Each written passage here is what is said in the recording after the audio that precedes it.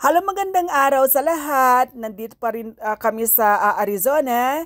Kararating ko lang mula sa eskwelahan na kung saan doon ako nag-work at dahil mainit pa rin ang panahon ngayon dito sa Arizona, nakakadagdag yun sa pagod. Kaya pagdating ko, wala munang bihis-bihis.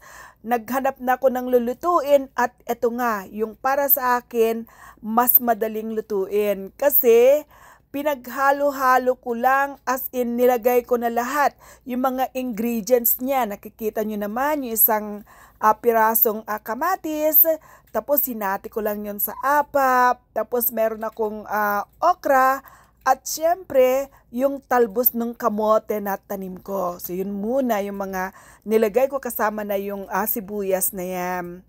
And then, nung medyo kumulo na siya, nilagay ko na rin yung shrimp o yung hipon.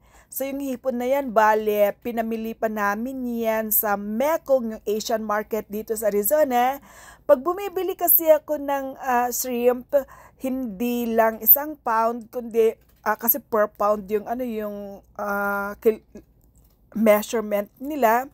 So, minsan 2 or minsan 4 na pounds, kaya hati-hatiin ko yan kasi ang kumakain ng shrimp ay kami lang naman ni Z.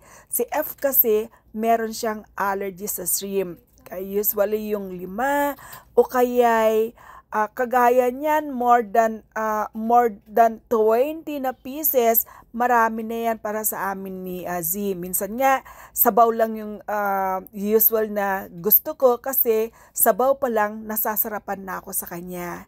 So yan, may kanin na konti at syempre ito naluto na po siya. Napakasarap niya at syempre nilalagyan ko yan ng magic sarap. Bye!